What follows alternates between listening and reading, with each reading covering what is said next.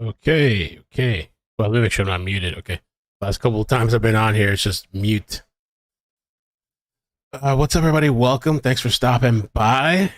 Wanted to jump on a little bit this afternoon to talk about Daniel Robinson and David Robinson. Steve H says, why is this a members only video? Because it's a members only video. We're going to be talking about planning. I've been in talks with the father, and so I don't know if I'm getting him today or when. We're trying to work things out behind the scenes, but I wanted to go over the story. It's called research. Go over some of the details and take questions from you guys if you have questions. I already have stuff I've been working on, and I've been talking to a couple people. We have a couple of questions, but I wanted for you guys to have a chance too. After I go over some of the details, you can ask some questions and I'll take some notes, and when I speak with him, I'll ask him. So it's just like a way for you guys to engage with the story and before I actually release something publicly. That's why it's members only. I've covered the story before. His father's name is David, and this guy, I feel really bad for this guy. This guy has been, they pull up the link to his channel. This guy has been advocating for his son. I think he made a YouTube channel just for his son. I mean, at one point he was doing live streams every day, whether it was like 10 people, 30 people, 50 people there. And let me see. Pull up this thing here. I mean, he's been doing his best to get this story out. He has been done multiple interviews with the news. He went to both crime cons, Las Vegas and Orlando. I didn't get to meet him in Orlando. I was trying to meet him. It was just really, really hard to get a hold of him because I don't have his personal contact.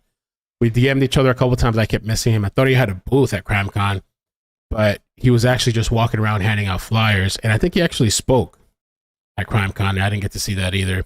CrimeCon was like really difficult to do things. This is YouTube page. Okay, this guy, and he's been going out there doing searches.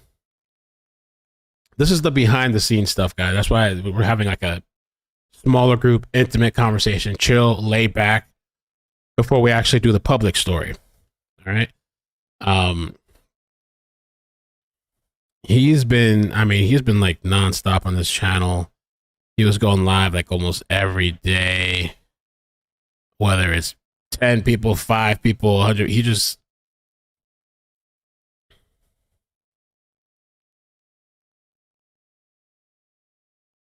This is all his channel is about, to my knowledge. It's just his son, trying to advocate for his son. He's been, look at this. And that, he made this just for his son.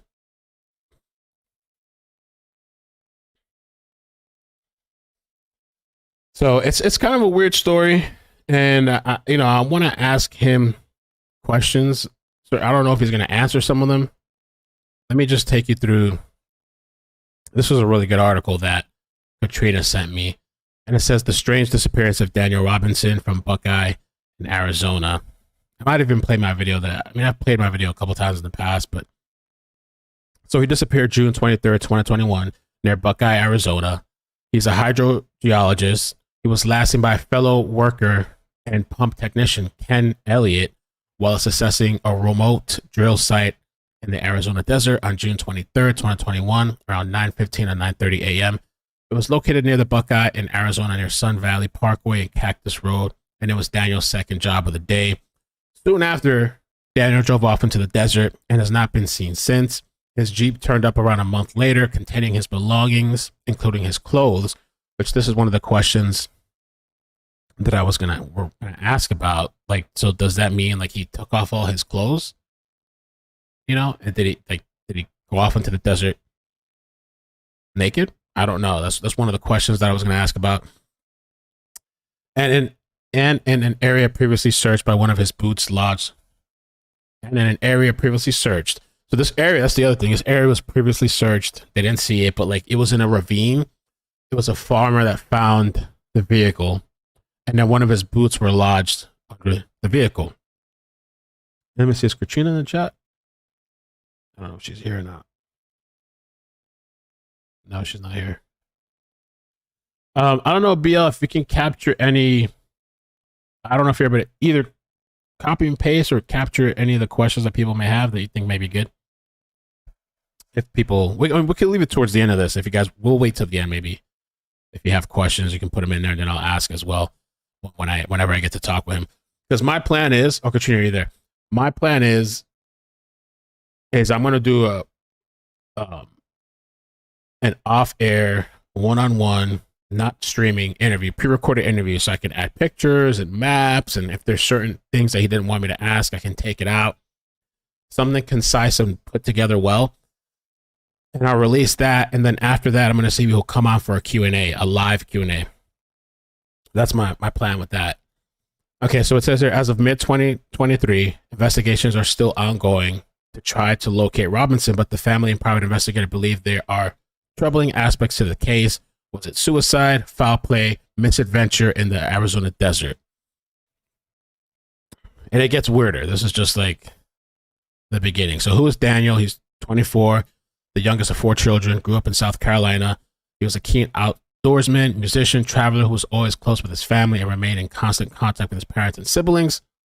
He graduated from the College of Charleston 2019 with a major of archaeology and attended a course in this word. I always miss this word. It's toucan, right? Is it toucan how you say this? It's not tucson. It's actually toucan. I think that's how you. And soon after, was it tucson? Soon after, was offered a job at the engineering firm Matrix New World. He's a 5'8" African American, weighing 165 pounds, black hair, brown eyes. Part of his right forearm and hand were missing as a result of a birth defect. So that's one of the distinguishing features of him.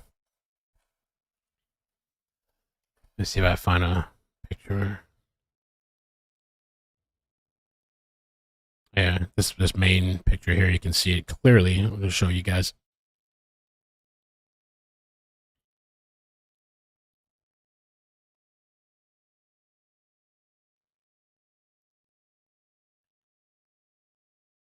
So that's the right forearm that's missing.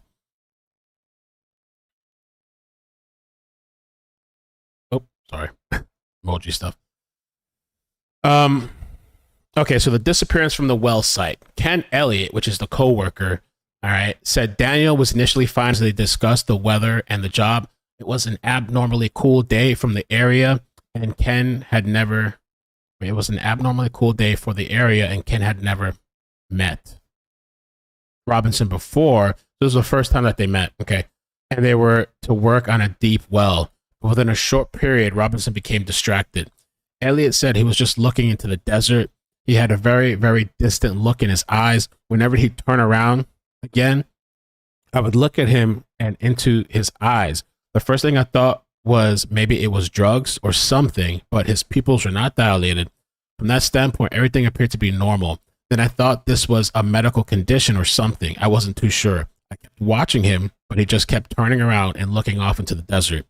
Then he just turned around and walked back over to his Jeep, and I just assumed he was going to get something out of his vehicle.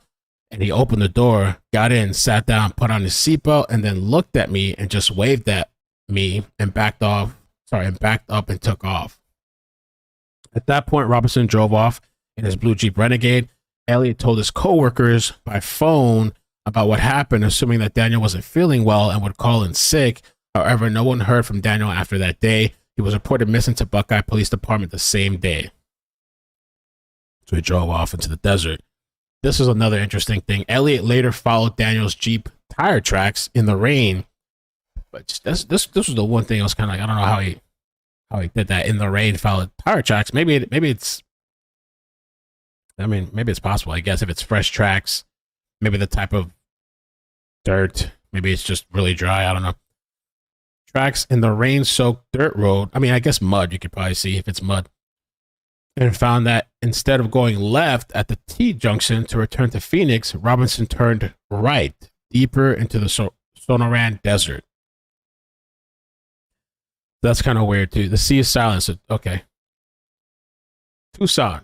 That's how you say it? Tucson?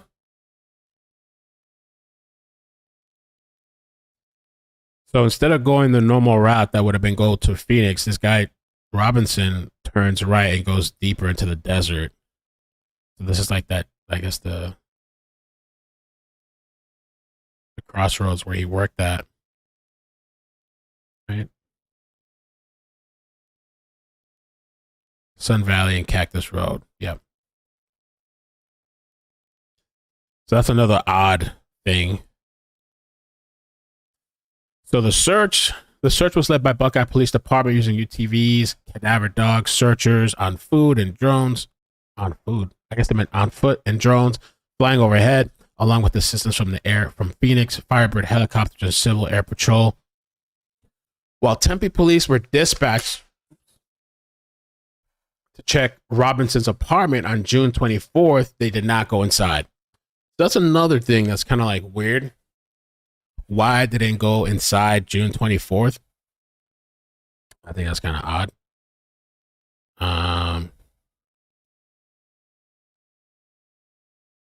Maybe they thought he'd come back. Police did not actually enter Robinson's apartment until July 7th, nearly 2 weeks after he was reported missing. Civil Air Patrol, which is comprised of volunteers who do air searches, were not contacted by police until July 7th. So they didn't enter the home until July 7th. 2 weeks later, and Civil Air Patrol, which is like a group comprised of like volunteers, volunteers, was not contacted until July 7th. I don't know if the cops just didn't take it seriously. I don't know if they just thought he was going to come back home. Marie says, did he have a girlfriend? No, but there's this weird Instacart situation that we're going to get into in a second. That's one of the theories people are talking, or some people had some theories about that. A really weird situation. And there's actually more about that. Katrina, we'll have to see if we can pull it there, because I thought there was like text messages. I don't think they got into it in this article. We'll have to see. I did have a video about it. I can skip to that part till when we get there. It was really odd. It was bizarre. All right, let's keep going. So family members joined the search. Detectives said they obtained a ping from Daniel's phone, but were unable to track it due to the phone being off or out of range. After obtaining call records, they learned that he had not made any calls or texts after leaving the job site. That's kind of weird too. So he didn't call anybody. He just drove off. That's weird. BPD detectives, along with Daniel's family, worked to obtain phone and financial information, but did not locate any information that would aid in locating him. His family, friends, and coworkers said that in the days prior to his disappearance, he was not like himself, but said there was no indication that he wished to harm himself or leave the area. This is something too I want to follow up on. There's been like some people have had, see, I want to be kind of like sensitive about how I talk to them and what I ask, but at the same time, I don't want to like ignore the elephant in the room type of thing. So I'm sure there's a way I can ask respectfully, because people are just wondering. You know, I believe his family doesn't believe there's any kind of mental health. But when you hear about the Instacart thing, you're going to be kind of wondering and having questions as well. So they did search several mine shafts, because that was one of my thoughts in my head too, whether it was foul play or whatever the potential situation is. You know, could there have been a shaft or something? They searched several shafts in the area, but there was no sign of Daniel. This is the Jeep. Finally, on July 19, 2021, almost a month after Daniel disappeared, a rancher called Brandon Shelton found his 2017 Jeep Renegade with the license plate in a ravine. It was just 4 miles from the work site where he was last seen, but Daniel was not at the scene. So this is the interesting stuff too. The Jeep had landed on its side with significant damage, which could just come from falling on its side, but they also believe that he was in accidents, apparently. Police said that the seatbelt had been worn at the time, and the 11 airbags were found deployed. Sorry, what did I say? And the airbags were found deployed. So the seatbelt had been worn at the time, and the airbags were found deployed. One of Robinson's 11.5 size Red Wing work boots was stuck underneath the truck. Shelton, whose cattle grazed 14,000 acres in Buckeye area, is convinced the car had only been in the ravine that leads to the Hyasampa River a short while when he came across it, saying it was clean and my cows would have found it. Cows are inquisitive creatures and would have licked it. So he feels that the vehicle had just gotten there a month later. So, I mean, where's the vehicle all that time?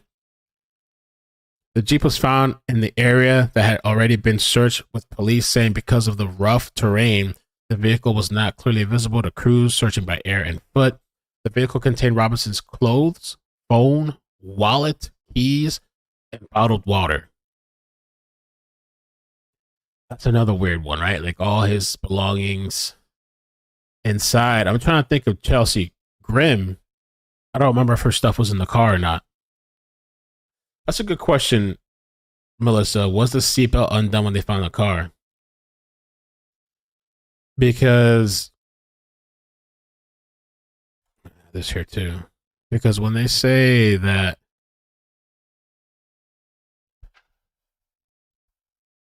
the seatbelt had been worn at the time, what does that mean? That they knew that he was wearing the seatbelt? Or like what? The seatbelt had been worn at the time of the flipping over? I don't know. How would they know that?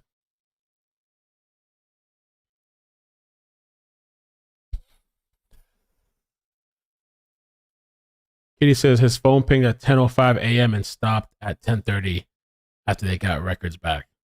The same day he went missing?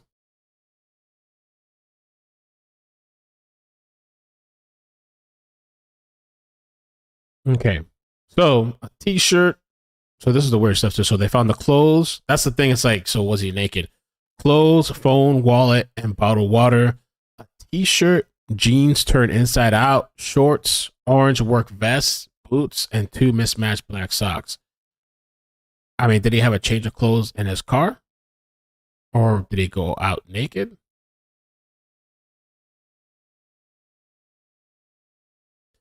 One of the socks was Nike, the other one was Adidas.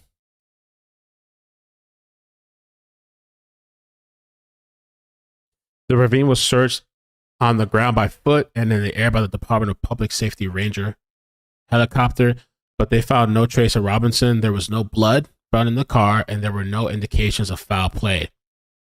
So I think up this whole time, police don't feel it's foul play. The other interesting thing is on July 31st, a human skull was found, but further investigations proved it was not Robinson. Its identity remains unknown. Other remains recovered during searches were determined to be animal bones. And I thought that, like, when I looked at Robinson's page, and I think Katrina pointed this out as well. He has a bunch of updates on this website, but I thought he said they multiple times they found like human remains.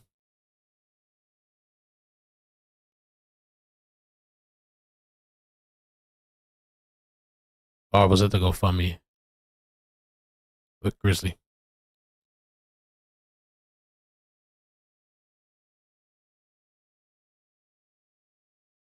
I'm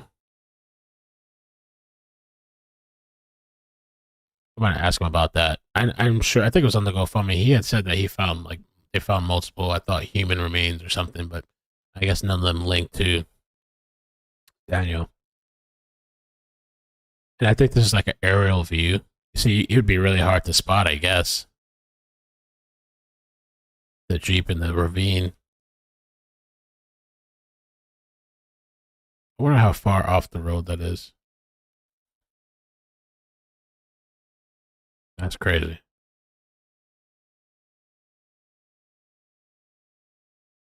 And the thing is, no blood either.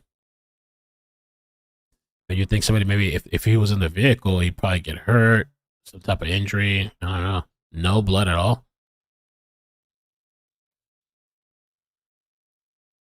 Okay, thanks, Kitty. Yeah, you can post the questions in there, guys, and I'll look over it. Add them to like my little list of stuff. Um. Okay, so the private investigators. This is more interesting stuff, and we still haven't even gotten to the whole Instacart thing. Private investigator. The family hired a private investigator around the end of July. The former police officer Jeff McGrath, who specialized in accident investigations based on GPS data, he discovered that the Jeep had gotten into multiple accidents after Daniel's disappearance, but before it fell down the ravine. That's just another odd thing. Multiple accidents based on GPS data. What does that mean, GPS data?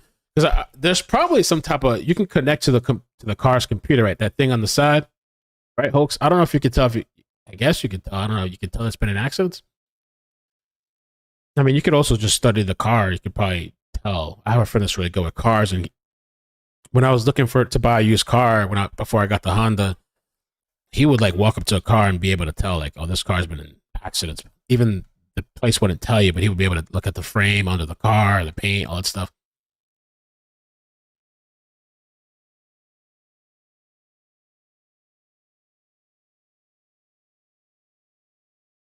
But this is said. Oh, that's another thing. Yeah, his vehicle was driven 11 miles after the deployment of airbags. That's so weird, right? Evidence from the vehicle showed that it crashed, the airbags deployed, and then drove another 11 miles and was involved in another crash. I can't even understand that. Wrap my head around that.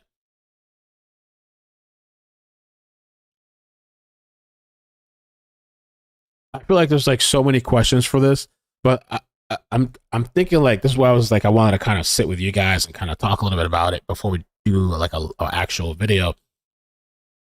I think the best thing is like a pre-recorded to get the main details in a short, condensed format. So people that want to get to know the story can watch that.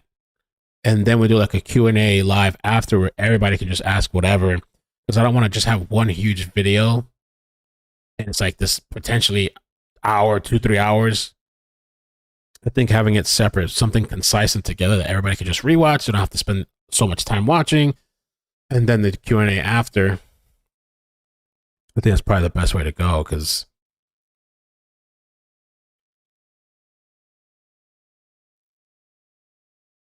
that's weird. So after that first accident, it's unknown where the vehicle was taken next. McGrath said that after the airbags were deployed, the ignition was turned off on at least 46 more times during the extra 11 miles driven. So that vehicle, what year is that? That's a 2011? Oh, 2017. 2017 Jeep Renegade. That thing, it doesn't have like that auto stop feature, right? Because some of those vehicles, now these vehicles, they have that thing where like it just turns on, turns off every time you come to a stop to save gas. It probably doesn't have it in that one. Let me see. I don't know. Auto stop. I think it does have auto stop. I don't know. But 2017.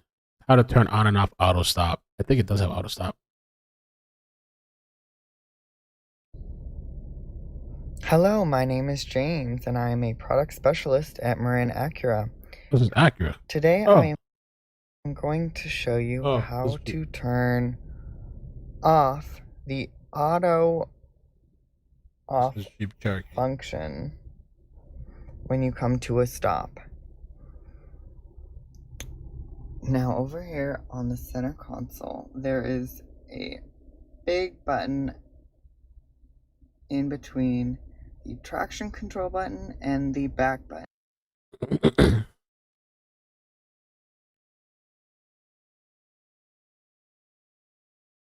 See, no, because it was driven. Oh, that's Mo.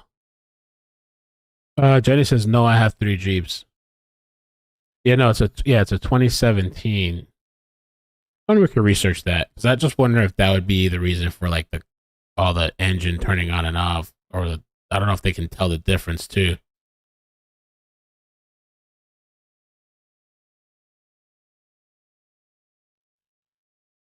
Does Jeep Renegade 2017 have auto stop?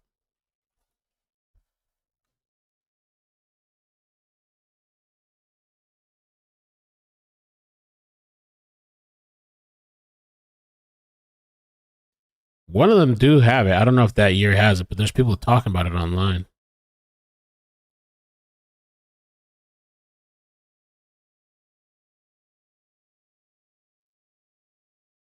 You got a 2019? No? Okay. So I guess that's it then. Probably not. SW4x4 Explorer says police never check for DNA inside the vehicle. I wonder why. That'd be another question to ask.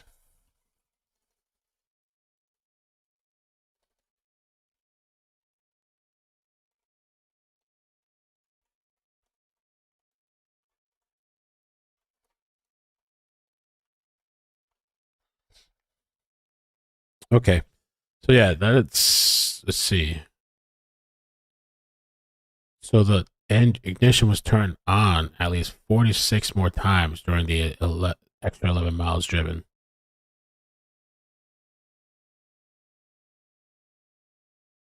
That's so freaking weird. The vehicle showed that it crashed, the airbags deployed, then drove another 11 miles and was involved in another crash. First collision was 4 hours after Daniel went missing. 4 hours? But the vehicle was found 4 miles away? Right? Was it 4 miles from the job site?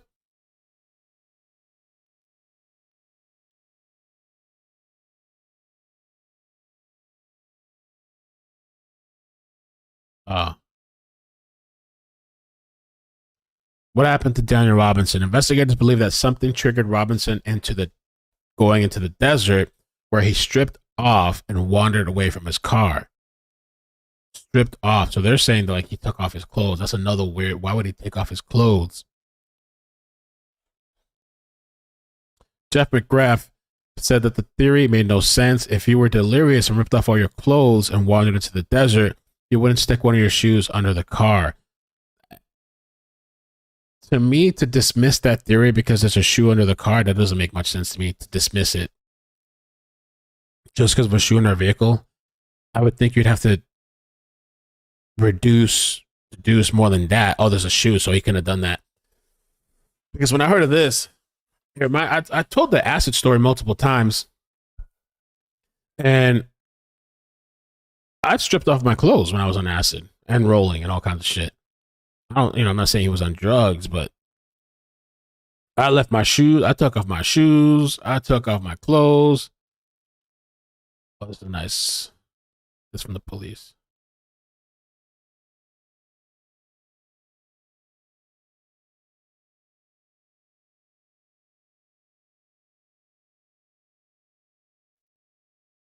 Check Disco for police response regarding the 11 miles. It's 5 miles off the road. Okay. Mo, if you could send that to me in DMs, because I'm not going to be able to really search. If you can copy and send what he sent. Thank you. The 11-mile thing, it's in the timeline, you know?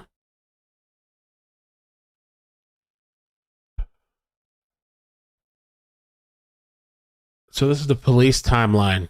June 23rd, 2021. He left the job site just after 9 a.m. Daniel's father reports him missing around 7 p.m. Buckeyes police ground search near the job site. Daniel entered into the National Missing Persons Database the 24th. They searched the job site. Investigators accessed the vehicle's Uconnect system. No GPS data available. Attempt to ping Daniel's cell phone for location is unsuccessful. Tempe police checked Daniel's apartment. This is where they say they didn't actually go in there. I guess they just looked from the outside. We'll ask David that. The 25th, the Phoenix Firebird helicopter aerial search. Buckeye police ground search near the job site. July 6th, Buckeye police searched Daniel's apartment. Buckeye police ground search near job site. And it wasn't the weird thing too. I thought they said that before police got there July 6th, that his apartment looked like it had already been searched or something. So that's somewhere. Civil Air Patrol area searches. Yeah, so this is where his vehicle was found.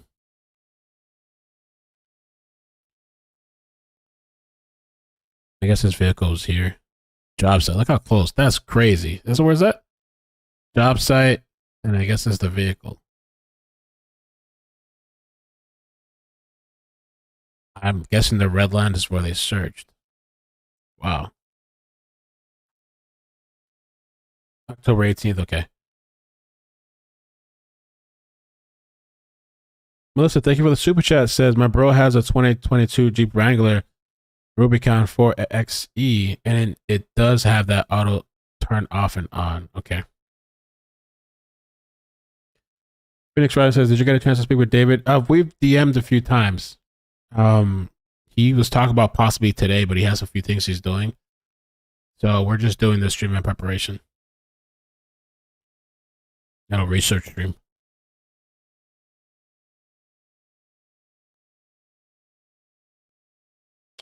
All right, so Daniel's Jeep found in the ravine less than 3 miles from the job site. Investigators download crash data from the Jeep. That's how they got it. Buckeyes police extract data from Daniel's recovered cell phone. Investigators process Jeep evidence. Investigators obtain bank records with family assistance. Volunteers search. Crews recover a skull. Later determined that the skull did not belong to Daniel. Interviewed Daniel's co-workers and re-interviewed them. Interesting. And I even think in my video I had some transcripts of that stuff. I did a really good video back then. Santan Recon processes crash site for independent crash report. They conducted targeted ground searches. Santan Recon revisits the crash site. Santan Recon issues collision report. Below is what's found. Okay, so let's see. This is from the police. Daniel's Jeep Renegade was involved in a rollover crash. It was the only crash recorded on the vehicle's internal systems. So I wonder why the private investigator got this information that it was in multiple crashes. See, this is like conflicting information. This would be great to ask Daniel's dad. Speed increased right before impact, which could indicate an attempt to drive up the other side of the ravine. More than 40 ignition cycles were recorded after the crash. This could be due to the driver attempt to restart the vehicle or use the electrical systems. It's unclear how many cycles occurred during the tow recovery and when investigators downloaded data. Okay, so there could be some cycles where while they were recovering it or investigators downloading data, they might have turned it on and turned it off. This was actually kind of plausible that he maybe was in the vehicle, turning it on, turning it off. But I still would think he wouldn't get that far. An 11-mile discrepancy between the crash data report and the displayed odometer reading is not considered unusual. Similar discrepancies have been noted by Jeep dealership, service departments, and other crash reconstructionists. That's really interesting information. I didn't know that. I mean, that kind of clears up a little bit some of the mystery behind it. I mean, this is really good information to ask Dad. I mean, I feel like we could probably easily have a really long conversation. November 6, 2021, human remains found with evidence indicating a different missing person remains sent to medical examiner for testing. FBI briefed on case. Ongoing investigation activity, interview new contacts identified through the investigation, conduct follow-up interviews with witnesses, examine images and video, including satellite imagery, check for fraud or financial activity linked to Daniel's Social Security. That's a good idea to do. Bank accounts. Investigate reports of possible sightings, conduct targeted searches around Daniel's job site and vehicle crash site, coordinate with forensics officials to analyze possible items of interest recovered during desert searches, investigate information produced by volunteer private investigators from across the country. The other thing I was thinking too, because I was looking at SF Investigate, right, today. He's out looking for Chelsea.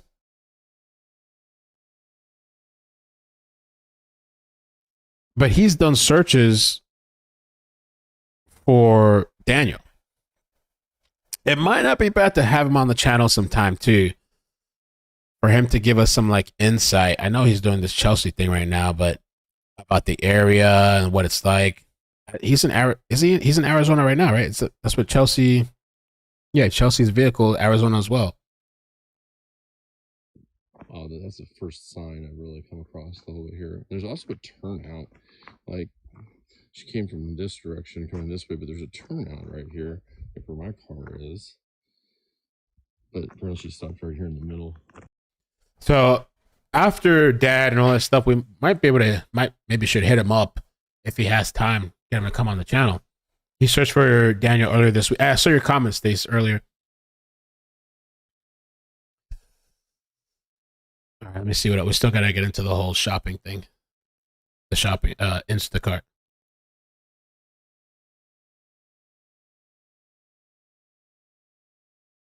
So T-Bag sent this. Mo copied it for me.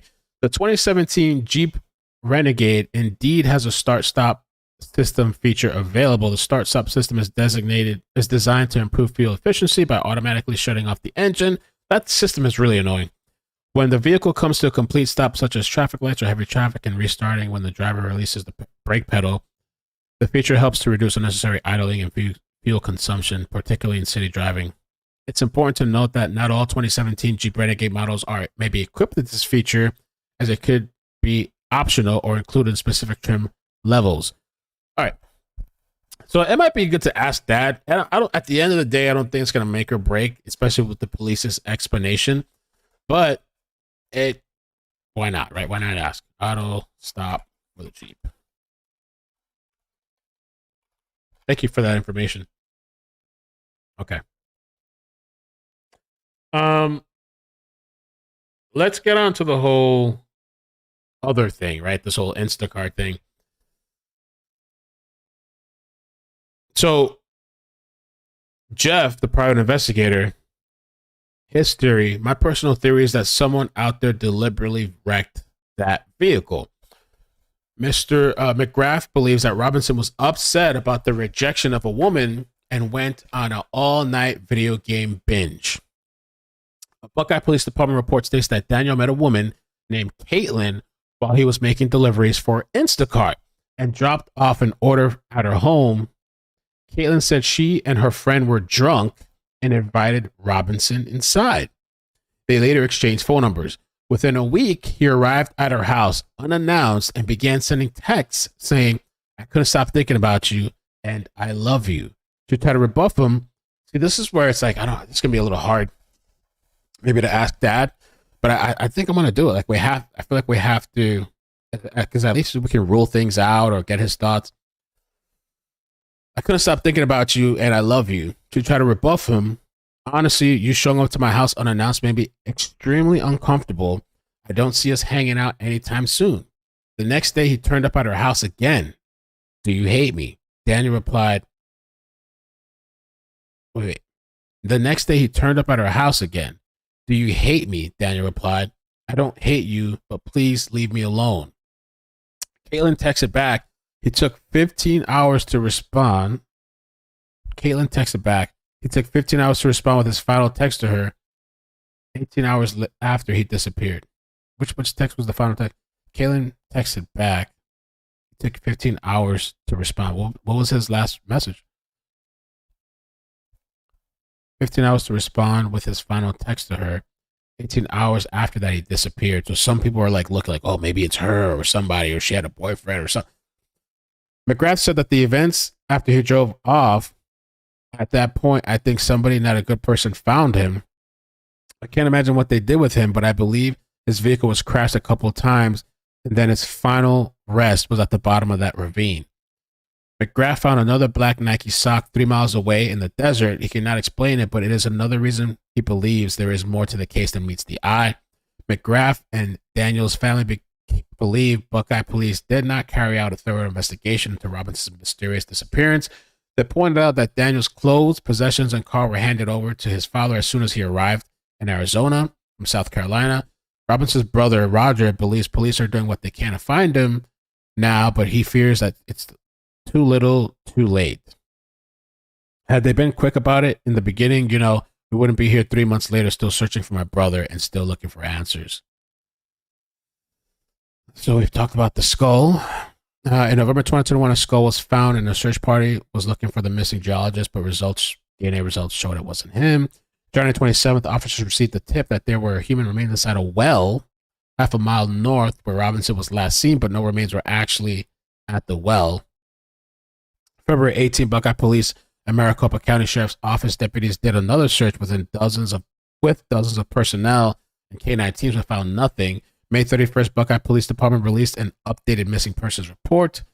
They said that they used advanced data extraction. Detectives uncovered location data in Daniel's cell phone, placing the phone at the crash site at approximately 10:05 a.m. the morning he went missing. They said that using advanced data extraction, detectives uncovered location data in Daniel's cell phone, placing the phone at the crash site at approximately 10:05 a.m. the morning. So that's the thing that's kind of weird too, right? So the phone was at the crash site at 10:05 a.m.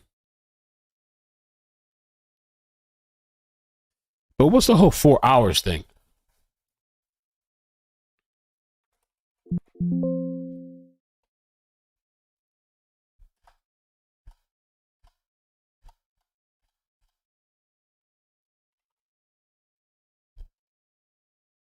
Oh, 4 miles. The first collision was 4 hours after Daniel went missing. But an hour later, his phone is at the crash site. That's the last ping. I don't know.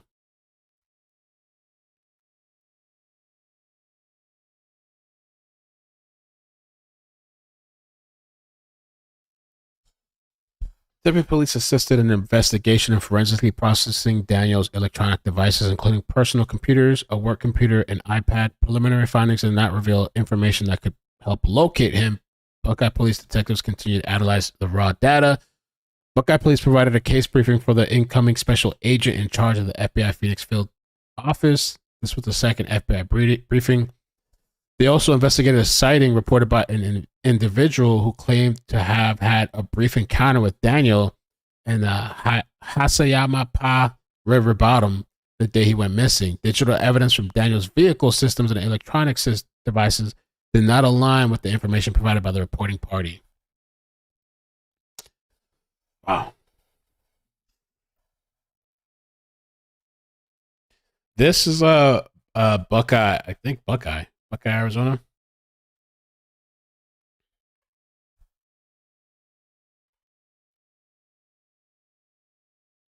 Near Buckeye, Arizona.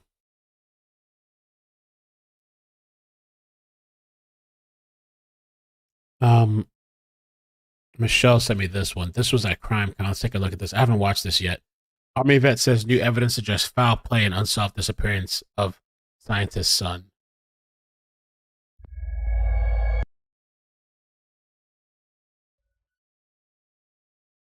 My son Daniel, the last time my son Daniel was seen was by a worker that was out at the well site that he was assigned to. That person said my son met him out on a road called Sun Valley Parkway.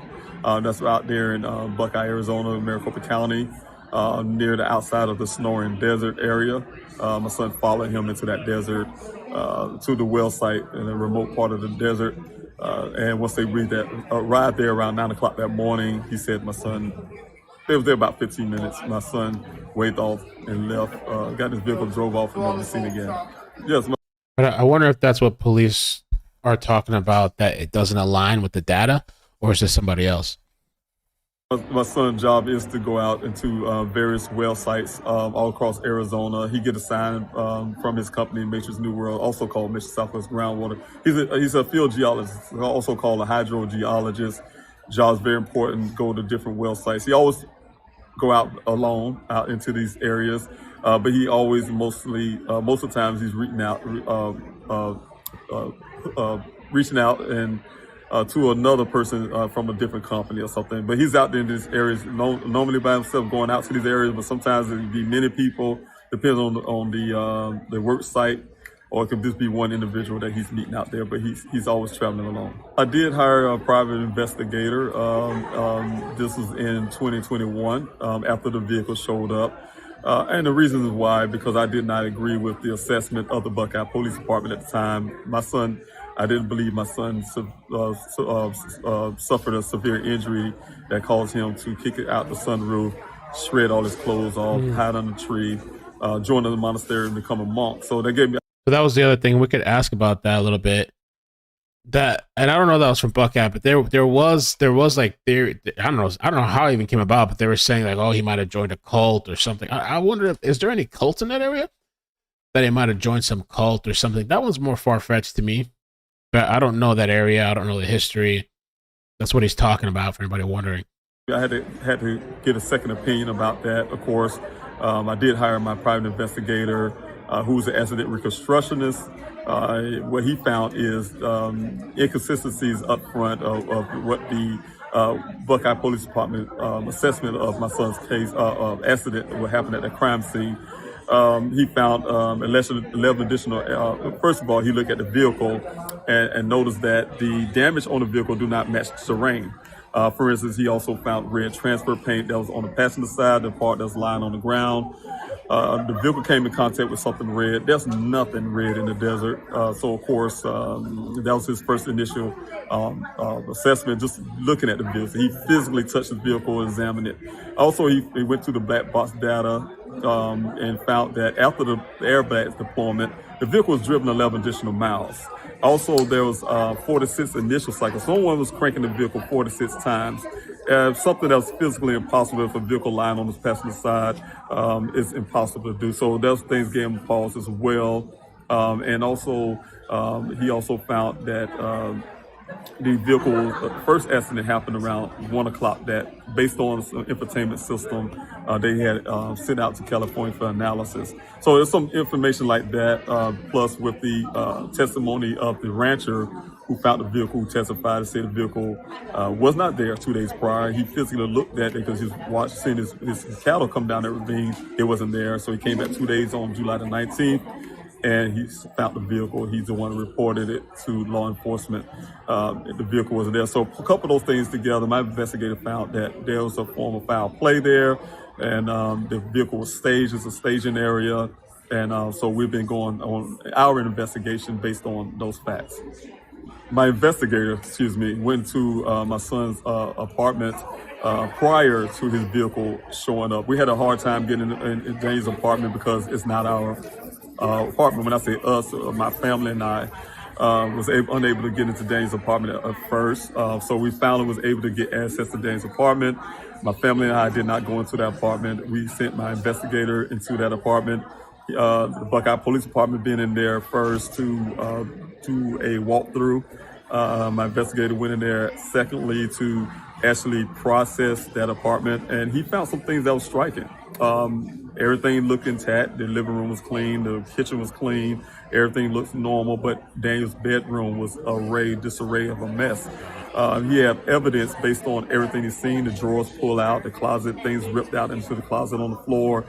Somebody was looking for something, but we couldn't say it was not Daniel at the time because Daniel is missing. So later on in the case, after the vehicle showed up, I was able to have a meeting with the Tempe Police Department, the mayor of Tempe, as well as the chief of police of Tempe. I convinced them to do the forensics on my son's electronic, everything from his personal computer to his cell phone to gaming systems, to try to get any kind of information they can about my son's disappearance. What they have found in that report is that someone, after Daniel went missing, was in Daniel's apartment going through his computer. They're doing searches, Google searches, etc., trying to go through information that's in his computer. So those are things we have. So we put those things together. Now we understand when someone was looking for something in his room, they also went and looked for things that was in his computer. So that's where we're standing now, and I'm investigating that to go further and try to get law enforcement to take this part of the case seriously and look into it themselves. Okay.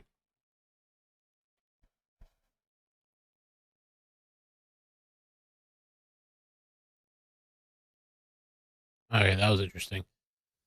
Melissa, I saw the article you sent me, and it kind of basically says what Dad was saying, kind of stuff that we covered already, but I'll point out this part, like Dad was just saying, about as far as the rancher. So the rancher said that he was in the ravine on July 17th looking for his cattle. He came back on the 23rd and reported the vehicle. So he claims he was there on the 17th looking. He didn't see the vehicle there. And he came back on the 23rd and reported the vehicle. So it was not there for 30 days. And then he just talked about this whole thing about Daniel's room being ransacked. And my question about this, when? Like, when was the day? Was this before or after police had done that search on July 7th?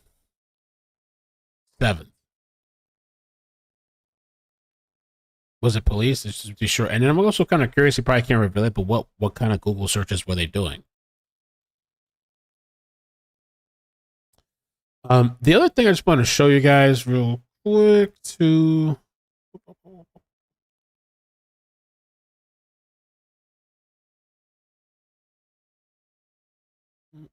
I don't want to show this whole video, but I did. Hey, Ticket Mill, thank you for stopping by. And this is truly... I'm going to skip to some parts.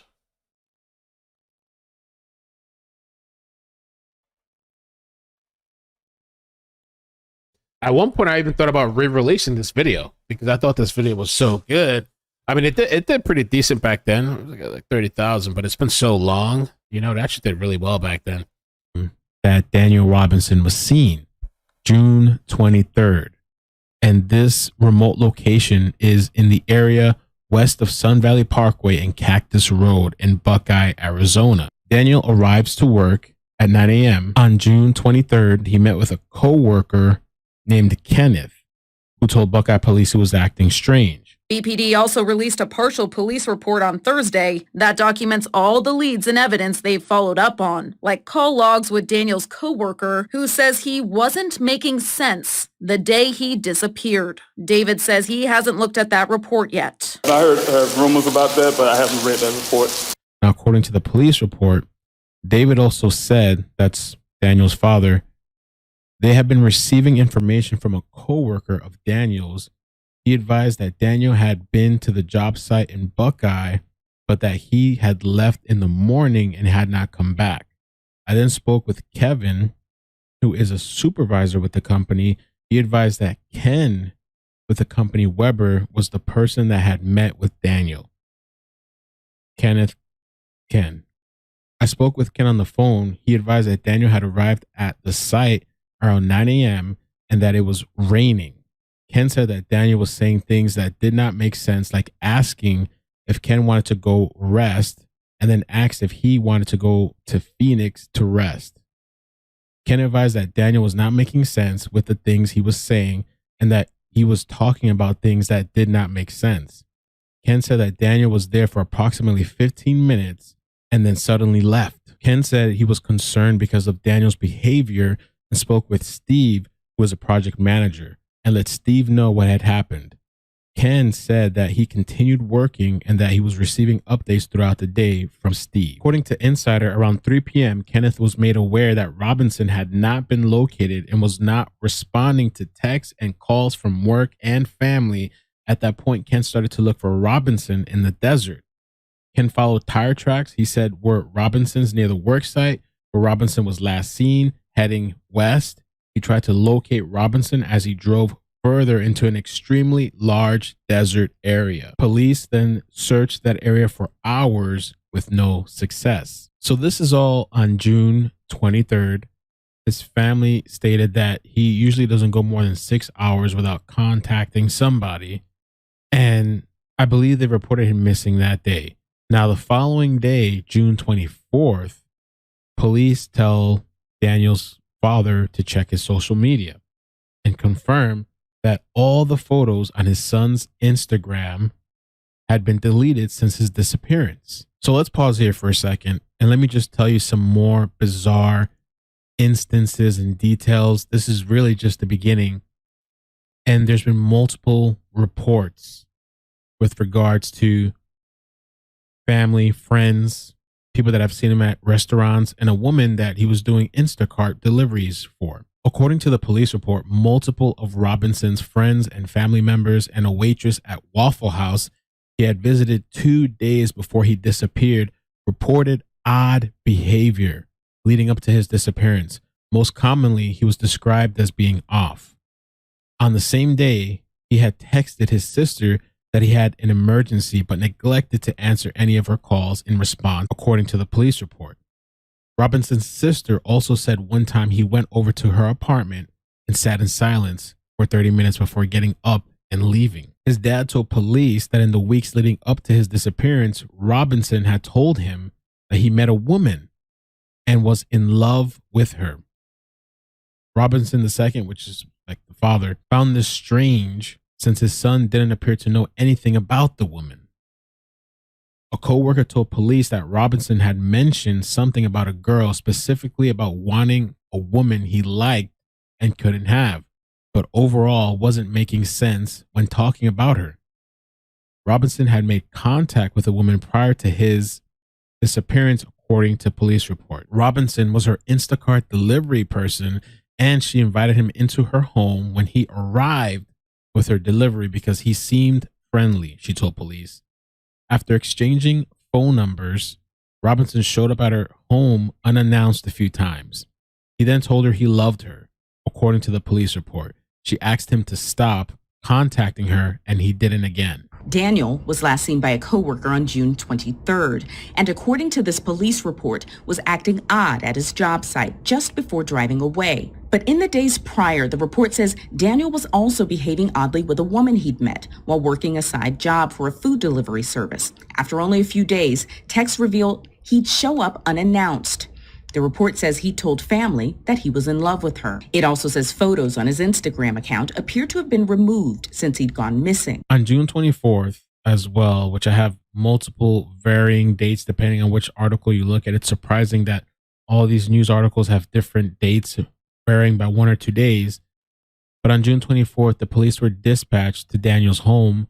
They did not enter. They did enter, though, July 6th or the 7th, depending on what article you read, which is a pretty long time from the initial time that he went missing, June 23rd, and now July 6th or 7th is when they enter the apartment. And from there, we get to the vehicle. July 19, depending on where you look at, but according to Insider, as well as the official release from police, the vehicle was found July 19, 2021. Now, the situation with that, on July 19, 2021, a landowner spotted Daniel's Jeep in a ravine.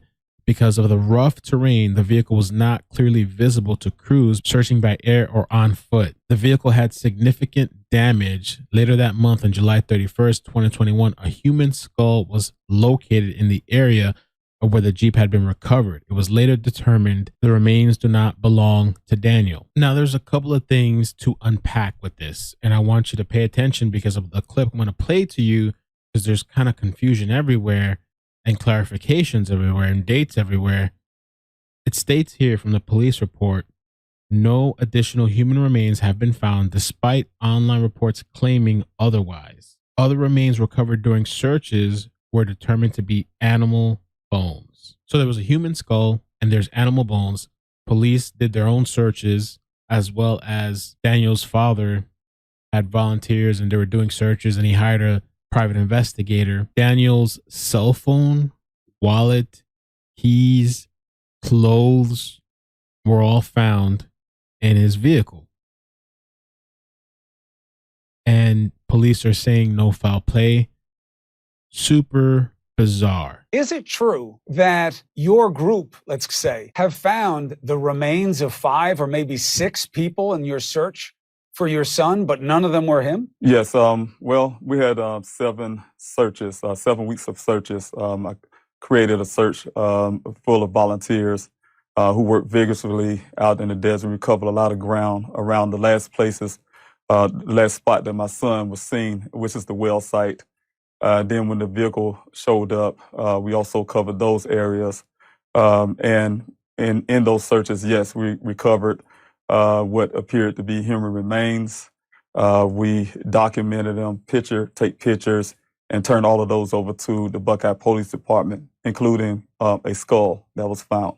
A skull was found near his car, but that is not your son, correct? That is correct. According to Buckeye Police Department, they stated that leading up to finding Robinson's vehicle, they conducted 4 ground searches and 2 aerial searches. After finding the car, they conducted 2 more ground searches on July 21st. But as you remember, it was the rancher that actually found the vehicle. And then I guess they had to send people there to the vehicle. And speaking of the vehicle, it's really interesting what this private investigator had to say with regards to the diagnostics and readings and the instruments of this vehicle. Pressing police for a more thorough investigation, like fingerprinting Daniel's Jeep. I asked how can they be sure that my son was driving the vehicle without doing forensics work. The reply was that it was my son's vehicle. It is obvious he was driving. He also points to what he calls concerning conversations, like a detective suggesting his son wanted to vanish. But maybe he wanted to be away from his family, to join a monastery and become a monk. So then you get the black box from the Jeep that he was driving. And it turns out, tell me if I have it wrong, that there was some kind of collision, but that after the collision, the car was driven another 11 miles, and that there were other signs of collisions, and that once the car was in the ravine, somebody attempted to restart it almost 40 times. Is that all accurate? That is correct. David hired private investigator Jeff McGrath in July, who says the crash data doesn't add up. The detective told him the vehicle rolled down the ravine. I looked at the photo. I said, that vehicle never rolled. It got to the bottom and tipped on its side. That's all it did. So I can't rule out foul play. So I don't know how Buckeye can. The damage didn't match with the terrain and where it was laying. Where's my son? Daniel's father, David, brought in private investigator Jeff McGrath to piece together what led up to the crash. Buckeye police handed over the Jeep and their report from the vehicle's airbag control module, or ACM, showing what happened after the airbags were deployed. And this guy, McGrath, he specializes in accident reconstruction, according to ABC 15. McGrath's team ran their own analysis. After the airbags came out, somebody turned that ignition over at least 46 more times. That's not normal. We usually see one or two because it adds one when we download the box. We have to put power to it. The ACM also records the vehicle's speed. There's an additional 11 miles on the car since the airbags deployed. So that tells me the car was driven around after it crashed. Buckeye police are now analyzing data from the Jeep's entertainment system connected to Daniel's cell phone. McGrath says the system shows the Jeep was involved in a collision around 1 p.m. on June 23rd, nearly 4 hours after he was last seen. June 23rd, accident or collision, I should say, 1 p.m. The Jeep was involved in a collision around 1 p.m. on June 23rd, nearly 4 hours after he was last seen. We have a gap in time, and we don't know. And if you just remember that, so just keep in mind, this is a 2-year-old video that I did. And I'm almost a little, I did pretty good back then because I had caught a lot of the details. There's updates, of course, but they had said that phone pinged at the crash site at 10 a.m. supposedly the same day, but then 4 hours later is the crash. So, like, I don't know. That's sort of weird to me. Where he went, what was going on at that point. By looking at the photographs, it doesn't match the area. Sometimes those could be a staged event, and this looked like a staged event to me. My son is an outgoing guy. He is optimistic. He had dreams. He have dreams of things he wanted to do in the future. He loved to travel. Matter of fact, he had plans for his family to come visit him in July. I had plans to be here to see his vehicle for the first time. He's proud of that Jeep. And for myself to see that Jeep the first time in the situation that it was in is very devastating for his mother and myself and his siblings. Daniel's brother says he believes police are doing what they can to find him now, but had they been quick about it in the beginning, we wouldn't be here 3 months later still searching for my brother and still looking for answers. It took me 3 months to look at my son's picture. Just seen his car. It took me 3 months to look at his car. You thought you felt pain. Try looking for your child and not knowing where he is. Yeah, I believe that if they would have stepped up to play at the beginning, I wouldn't be standing here now. I took some screenshots from Reddit, and just to give a little bit of maybe the dangers of the desert. One person said, a lot of these comments keep getting removed. If they refer to what I think they're referring to, there are parts out here where it is known to stay away. His job description is interesting. If he wandered onto the wrong land, he would not be the first to go missing. And To note, his vehicle was only 4 miles away from where he was last seen, his job. Another comment says, I've done some work out in the area and been chased off or confronted at times. People choose to live further from others for lots of reasons.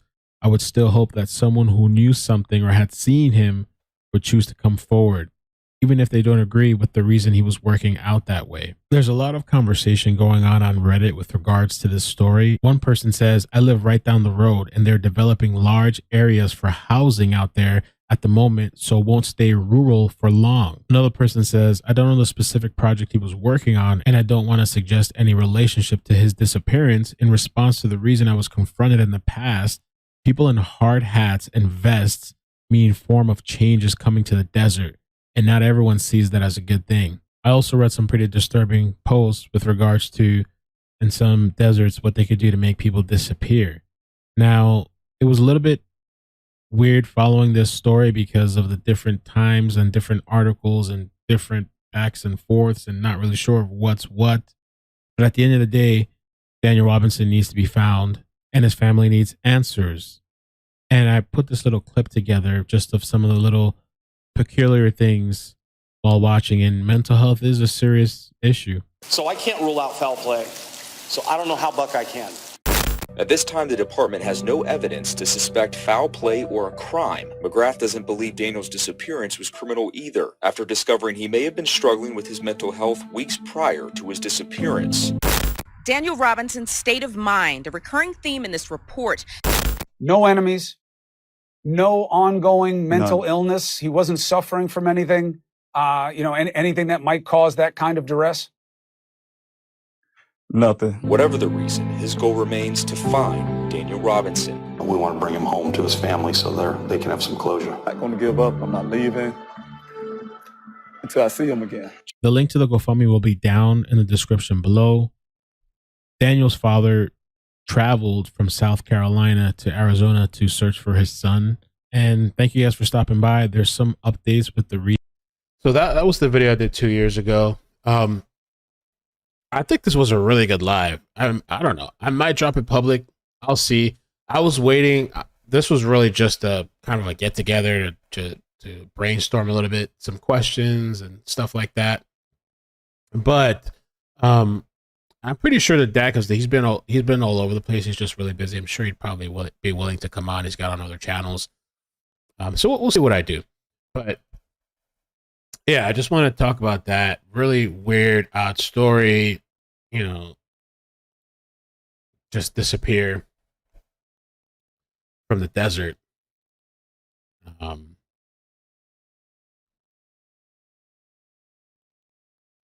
The Instacart thing is super weird, I think, with that woman. Oh, SW404, thank you for the super chat. Says, if you want to chat with me, I have a lot of knowledge about this case. I searched with groups and have seen the site as well. David is amazing. Thanks. Okay, yeah, I'll DM you. Maybe we can talk sometime. Yeah, I've been kind of brainstorming a lot of things for the channel and different possibilities for the future. And like maybe one day a week to having like a 1 day a week, a pre-recorded video for a missing person. The initial idea was going to be like Monday through Friday, but my schedule is just so crazy because we do live streams a lot. And it's just so much unpredictability, and like with breaking news and like trials and like just my personal life. But then I was thinking today, I was like, I could do 1 day a week, like the same day, same time, once a week, like a 5, 10, 20-minute video for like a missing person, like a dedicated, thing once a week. And then we'll just keep doing what we're doing regular too,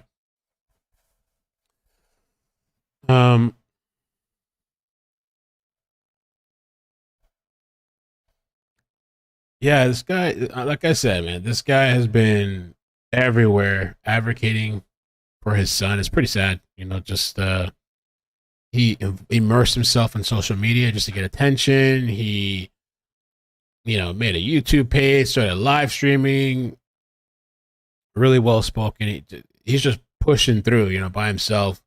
I mean, he has a lot of support out there, but I mean, like on the YouTube page and all that stuff, just pushing through, really immerse. Because I feel like, I don't know how anybody deals with this kind of stuff, and people handle things differently. But he's like been pushing, fighting, not sitting back, going to CrimeCon, going to these events, speaking engagements, going on channels, going on the news, like just non-stop. And it's been 2 years, over 2 years. That's crazy to think about that. Over 2 years. Thank you, Chaos. Appreciate that. Says I love all the plants. Thank you. Yeah, it's my new thing now. The plants. Plants in the house. Oh, thank you, Bu. Says thank you for sharing all the deets. I'm a new follower. I hadn't seen your old footage on this. I remember thinking how bizarre this all was. I didn't even realize it was still missing. Yeah. I really wanted to meet him in person, but who knows? Maybe next time. I might go to CrimeCon in Tennessee. It's in May. The only thing is they're doing it so quickly after the other one. I didn't really have time to even.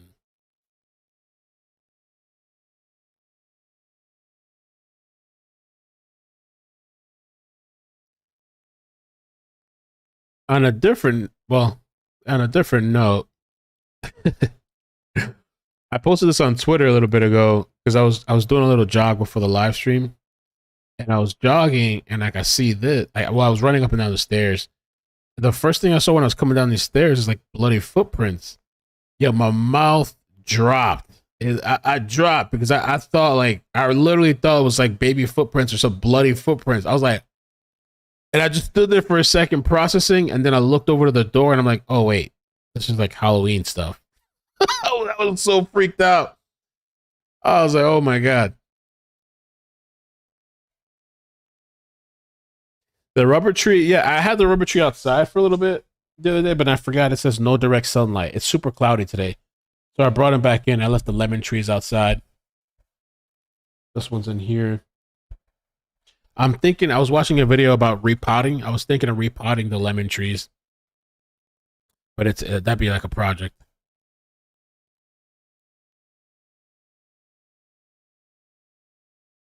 But yeah, it might be cool to release this video. I don't know, this live stream. It might be cool to release it so people can familiarize themselves. I don't know if I can do that, or I can edit it and cut out the fluff, or I could just wait for the dad. So, but I feel like this live a little bit kind of showed a little bit all the back and forth and confusion and all the things, and kind of show how much more the dad's been everywhere. Oh, and with the second channel, by the way, I just want to say, first of all, thank you guys so much for supporting me here in the members area. Really, really, really appreciate that. Like, even with the lawsuit stuff and just with everything, man, it's just really, really nice to have that support. Because I remember even when I first started YouTube, how rough it was, like back in the day, years ago. Like, I remember getting to like 100 subscribers, 500. Like, nowadays, it's like, boom. Back then, it depends. I mean, now I have the main channel, so it's easy to build up the second channel, but I just remember the grind, and working like a 40-hour job majority of the time, trying to just like balance out YouTube, to do YouTube in 40 hours. And Maddie, it was really, really tough. Sleep deprived. I was taking Adderall at the time. I was medicated, I was prescribed it, but I was taking it. I was not sleeping, stressed out, just crazy. So I really appreciate that I can have that support. And so on the second channel too, I was talking to Flossie today, and she was like, we haven't done in a long time. She was like, you haven't done the end of times. You know how we used to do all the Reddit videos, which we actually did one a couple weeks ago, but it hasn't been that long. And we might do that once a week too, or something, like the fun, crazy Karen streams or whatever. Are you going to allow people to send questions for the interview? I mean, type out the questions here. I mean, or if you want to email me, you can. I guess you have time. I mean, whatever questions I don't catch, I'd like to do a Q&A live with him too after, so like we can have that too. Bossy, yeah, I remember how hard we celebrated when you hit 10K, right?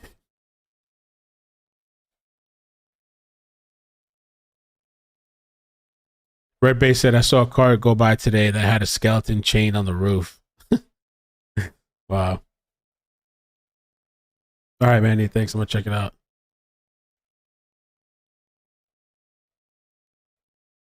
All right, so I'm gonna head out for now. I don't know what else is gonna happen today. We'll see. Review content. We'll see what else comes.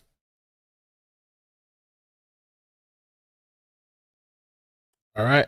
Love you guys. We'll talk later. Ah, bloop, bloop, bloop.